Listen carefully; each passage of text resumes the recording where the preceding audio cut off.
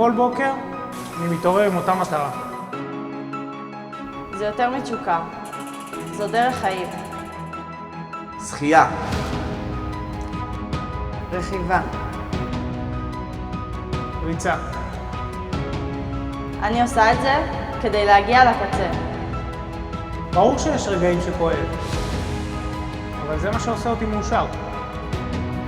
מי שלא עושה את זה לא יכול באמת להבין את זה.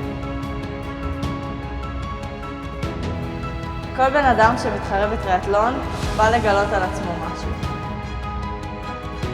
אנחנו לעולם לא מוותרים.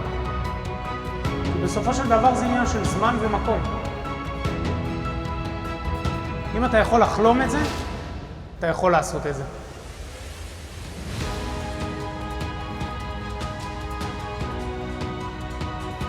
אני לא לבד, יש פה קהילה גדולה שמתאמנת קשה בשביל להשיג את המטרות. המצוינות היא לא מטרה, אלא תחביב. אף אחד לא יכול להבין את האתגר הזה כמו האנשים שנמצאים.